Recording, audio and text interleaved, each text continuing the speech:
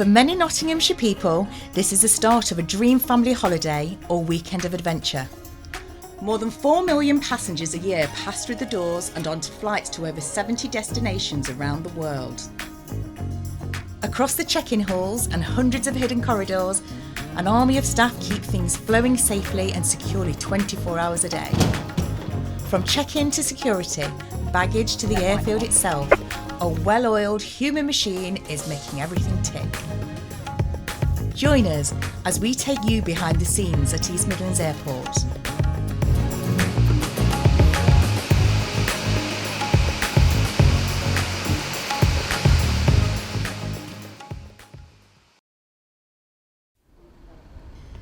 It's early on a weekday morning. The first of thousands of passengers due to fly out today are arriving at the airport. Going somewhere nice. The first person they will see is Louise Weeks. Her job as a customer ambassador is to help people find their way around, avoid missing flights, and even just to help reassure anyone who may be looking nervous. First thing I do in the morning, 4:30, arrive at the airport. I know, very early, and that's what we call in the airport slot 1. So that's when all our flights are going out to those wonderful destinations. And the main thing is the check-in hall, making sure everybody knows where they're supposed to be, which desk, whether the desks are open. Most common question is where's the toilet? You have to love people. That's one of the primary things. I think it's, having been a passenger myself, you know how stressful it can be. It's the joy, it's the happiness that you see on people's faces. They are going somewhere. They've saved a long time for this. They've planned for this, you know, and so to be able to make that experience a little bit more joyful for them, a little bit more stress-free. Could you bring in free drinks for us? Oh, I would love to, wouldn't I? Should Oh, you should do. I should be like a little cocktail waitress. Yeah. Can I get you anything, sir? Yeah, gin and tonic, but don't tell us on Ryanair because you're only allowed 2 on there. Only if I can share it with you. I think sometimes you have to remember not everybody is coming for a holiday. Sometimes they're coming for various different reasons. We have, I've met someone, we have a quiet room, a prayer room, and I go in there just to check. I've met people in there that are going on a journey for other reasons. Someone's passed away. Someone wants to take the ashes of their loved one to their favourite holiday destination. So you get requests like that. Is that allowed? How do I do that? As I said, you see every aspect of life at the airport. So we have people that have unfortunately passed away overseas, and we have to support families coming back through that journey while they're going through the arrivals with people celebrating and laughing. We have to show that little bit of sensitivity of trying to get them through without too much stress and getting them through as quickly as possible. But generally, every day is different. I can come in today and you'll think, oh, we don't use boring or quiet, we use relaxed. It's very relaxed today because some of those words can be a little bit triggering for people. But you can come in and have a lovely relaxed day, and then you can come in and it's bam, bam, bam. The belts have gone down, the flights are delayed. So you have to be on your toes 24/7.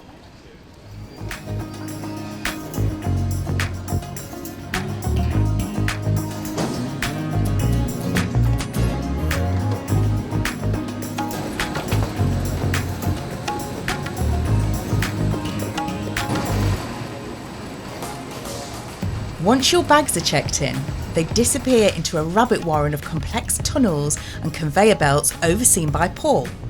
He has to keep an eye on the high-tech systems which check every bag and sorts it before sending it off to the right flight. This is one of the more integral parts of the airport where it's very important that people's cases get to the correct aircraft. So when you've checked your bag in and it disappears through the wall, this is where the magic happens, where it's then relocated to the correct aircraft, to the correct destination, and the passenger gets it at the other end. It comes through the wall, it comes through the conveyor system. It will then go through a CTX X-ray machine, which is a computer tomography X-ray, very similar to an MRI X-ray in a hospital, but just slightly different X-rays.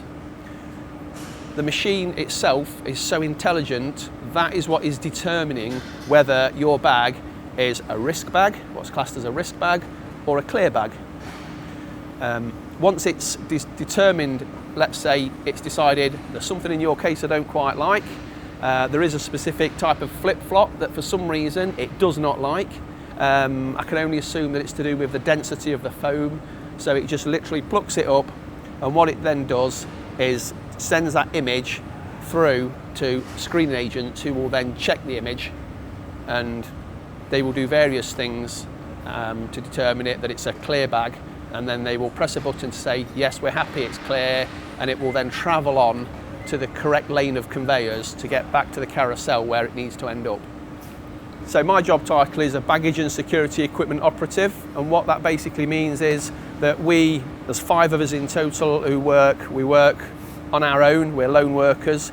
Our main job, our primary job, is to make sure this system never stops working, that it always runs when it needs to be running. Literally to make sure any blockages that we get, any emergency stop buttons that can get pushed accidentally, or even if they've been pushed correctly, we have to then determine how to resolve that problem, unblock whatever's blocked, and just get that system working again so cases start to get to where they need to get to. Recently I had a bag come down the conveyor system.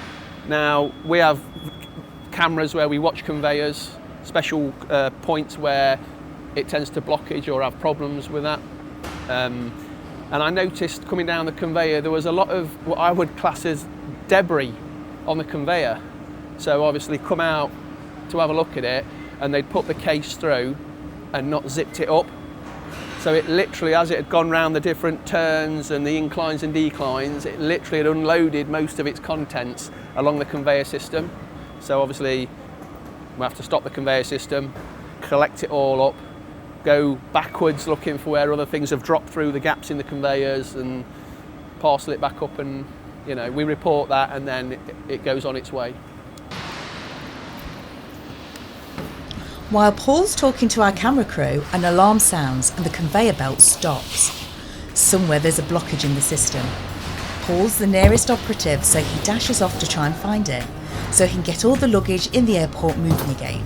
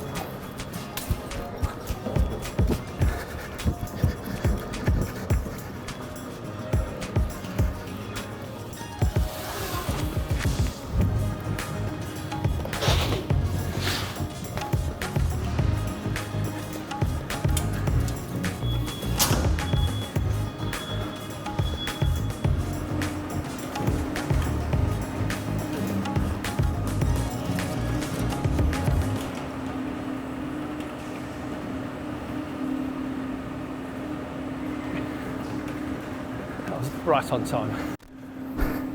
So what you've just witnessed there, that's a classic blockage. Every case is a different size, a different dimension, they have wheels, they have straps. As they've come round the bend, which is called a power bend, the big bag has got trapped between 2 spacers, and literally every bag has then stopped behind it. So then my job will be to come out here, as you've just witnessed, separate all the bags. Now, on every belt, you're going to see a little red laser, a little peck. It's a little photo cell that shoots an invisible beam across here. Every case is being monitored on the system, so the X-ray machine knows exactly where every belt is and when it's going to be going into the machine. Once a cell gets blocked, like it did on the corner, it automatically stops the system working, and that's so the machinery doesn't get damaged and the people's cases. But once they go into the X-ray machine, which is dead ahead of you, that's where the magic happens. So this is a CTX X-ray machine. It's a computer tomographer, and what that allows the screeners to do when it sends an image through is, rather than the old sort of like analog, if you like, type of machine where a case travels through it, they get the X-ray, and sometimes they can't quite see the way it's sitting, what's below whatever it's looking at. So they would bring the bag back out, they would twist the bag over and rescreen it to get a better image, or turn it on its side. This amazing machine does all that for you. It will take the image, what it does is it slices the image up, and then when it knows that it's not happy with it, it then recompresses that image, sends it into a screening room where we have security agents waiting for them images to turn up. It determines whether it's a good bag or a bad bag itself. That machine does it. Once the bad image goes into the screening area, the operator, even if it's just a pair of flip-flops that it's not happy with, they won't just look at it and go, oh yes, it's a pair of flip-flops, tick, it's on its way. They don't do that. They have to go through so many rotations, filters, all sorts of things they do before they're happy. That plane going up with your cases on board is the safest plane in the world if it's gone through this system, because there's so many fail-safes to making sure a bag is completely safe to do so. It's a very, very safe process, and it's a very, very efficient process.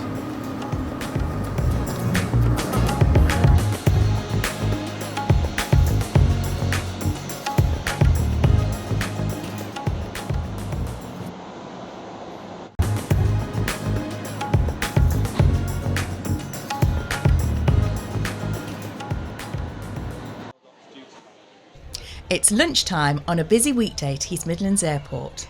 Thousands of passengers have now checked their bags in and are making their way through security. Chris Garvey is on shift to make sure everything runs on time, despite the odd surprise personal item. The strangest things I've had recently, I had a young man and his son going on holiday. His son was a very big Forces fan, which, being ex-Forces, I was more than happy to talk to him about. Unfortunately, he had a necklace on him with a bullet hanging off it. Unfortunately, that is a big security risk in going through any airport, so he wouldn't be able to take that through. After informing his dad that he wouldn't be able to take that through, he says, well, that's going to be a bit difficult, and proceeded to bring out a flask, a thermos flask, in the shape of an artillery round. It was very realistic, but again, unfortunately, I didn't want him to have that confiscated, which it would have been in the airport. So he had the options to go and place that back in his car, which he did. And he was most happy the fact that he didn't lose that on that particular day. But we do get a lot of stuff that comes through, strange things. But at the end of the day, there's nothing that we haven't seen before. You know, some of them can be embarrassing for the passengers, but you know, we're quite used to seeing things like that going through. So, yeah, that's it. Down the hall, new security technology is being tested on a small number of passengers. Chris hopes it will make longer queues a thing of the past when it rolls out in the summer. When the actual new equipment is in and operational, the move through the airport will be so much easier. Mainly because we have no requirement for liquids to be taken out of bags. No requirement for technology, iPads, etc. need to be taken out, because that's all done by the operator on the X-ray machine. And because of the new system, the operator will, the machine itself identifies issues. It'll still need operating by an individual, because at the end of the day, he has to make that decision for further investigation. The whole airport will be developed in the near future. But this is the first step to the new developments. Nothing has changed really from the old way of coming through when you're departing on holiday. However, the new technology that's been put in place is designed to make it a lot easier and a lot simpler for yourselves and less stressful for the passengers, that we do find do get rather anxious when they're coming through the security service. The actual procedure of load their equipment going in trays and stuff like that hasn't changed. What will change in the future is we at the moment have to take out bags of liquids that are under 100 mils, and you're only allowed a 20 centimetres by 20 centimetre bag. And also any electronics that will have to be taken out your main baggage and put into a separate tray, so the X-rayers can actually look at the items in depth. This new technology would mean we don't have to do that anymore. So the liquids would stay in the bags. You can also carry more liquids in your baggage, and the electronics can also stay in. The actual technology that we're now moving in here has the capability of breaking each part of your bag down, and so it can be moved around. So it's quite futuristic compared to the stuff we use now. All this is designed just to make it a lot more quick and a lot more, should we say, reassure the passenger a bit. It's easier to go through. Once through security, it's time to grab a drink, get a bite to eat, or squeeze in some shopping before jetting off to destinations around the world. I'm here today. I'm flying to Palmanova in Mallorca. It's been a while, but yeah, I'm happy. Just get away for a holiday, relax, have a few drinks. Yeah. So we're going on a girly trip to Portugal for some much needed relaxing and chill time. I always try to travel from East Midlands if I go away, because it's local. Ibiza, Yeah. Lanzarote, Yeah. Fuerteventura, Yeah, Cyprus. yeah. Excellent. it? I think so, just about. And Tunisia when you were a baby. Ah, yeah, Tunisia when I was like 1 month old. We like East Midlands because it's small. We've been out of Birmingham. We went out of Birmingham this year once just because the flight times were better. But if the flight times are good, then we love to come to East Midlands. We live in Derby, so it's nice and close for us, so it's easy to get to. And because it's small, it's just a lot easier. Generally, when other airports have had problems with the number of people travelling through, East Midlands has been great. Meanwhile, the job of making sure the airport is run without a hitch is run from a humble office just off the check-in floor, home to Deputy Manager Rob Corton. So the role is very varied, very reactive, and it is the operational lead for the airport for covering a 24-hour period. So everything comes through us, and we are the single escalation point for our senior leadership team. We start our day usually with our operational update, so we'll collect our partners together to get an operational update from them to make sure everything's running smoothly and give us any flags of any challenges or disruption we might face. For the rest of the day, we'll do a terminal walk round. We want to make sure that everything is as it should be, everything is looking good from a customer's perspective. The biggest surprise as to, I suppose, working here at East Midlands and this job is the airport is relatively easy to find your way around, but when you're not familiar with it, you really take that for granted, that I know where everything is, and people will ask where the toilets are, which are clearly signposted, as well as some of the check-in areas. And to me, it seems so simple, but actually for somebody that's not that familiar with the airport, it's an absolute minefield for them. So actually taking that sort of step away and actually realising that this isn't as familiar for everybody is a big surprise to me. I think everyone thinks because you work at the airport you get to travel a lot more. I work at East Midlands Airport, I don't fly around the world, but nonetheless I love travelling. I've just recently been on holiday to Crete, and I'm also going to Tenerife in November. So yeah, travel, I'd love to go, so if you want to send me anywhere, please do. Gates are now open in departures and aircrafts are taking off and landing every few minutes.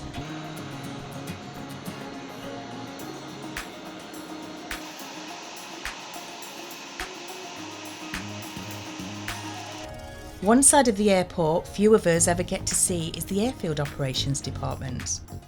These are the people responsible for looking after the gateway to the world, the runway itself. So our department is responsible for the safety and security of everything airside. So everything from the boarding gates to the perimeter fence all the way over there, we are responsible for keeping safe. It's sort of split into two different areas. So we deal with the security side, so we're consistently patrolling the area to keep it secure and make sure that our integrity is maintained, and then we also have the safety aspect of it. So that's making sure that all of our passengers can go off on their holidays safely for our aircraft to move around. So we do inspections of the taxiways, the runway, to make sure that there aren't any faults, and we also respond to any emergencies that happen on the airfield. So a big part of what we do here at East Midlands is actually around the wildlife. So we do spend a full 12 hours a day on a shift, looking at the birds and making sure that they don't come into contact with any of the aircraft. And that's what we're essentially doing, is just keeping the aircraft safe and preventing any wildlife strikes. We also have to do inspections of any faults as well. So something that I didn't realise when I came into this job was I'd actually have to learn a lot about concrete, and making sure it has its integrity for aircraft moving on it.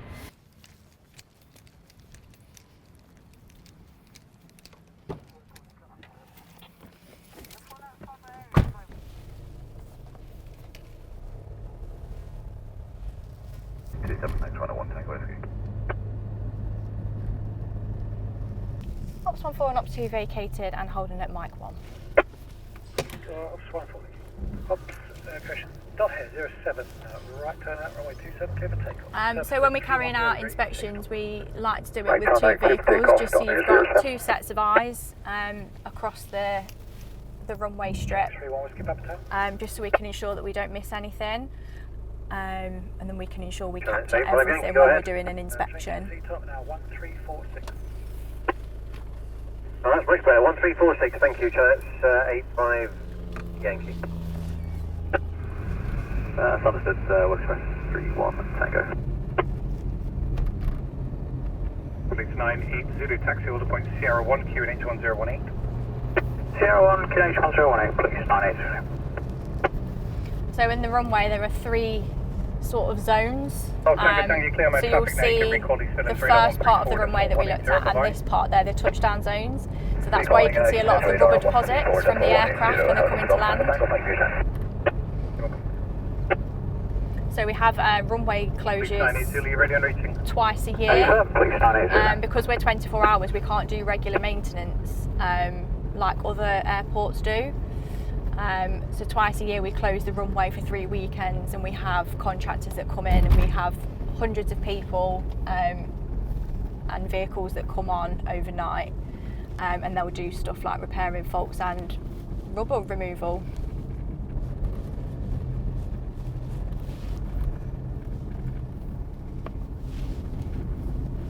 All good. Thank you. That's Ops 2 and Ops 14 vacated the runway at Golf 1 with nothing to report. Ops 2 and Ops 14, roger. The day might be coming to an end, but the flights will continue into the night as cargo becomes the main form of runway traffic. Then in the morning, commercial passengers will begin to return for the start of another 24 hours. It's all kept moving by hundreds of staff, often working behind the scenes at East Midlands Airport.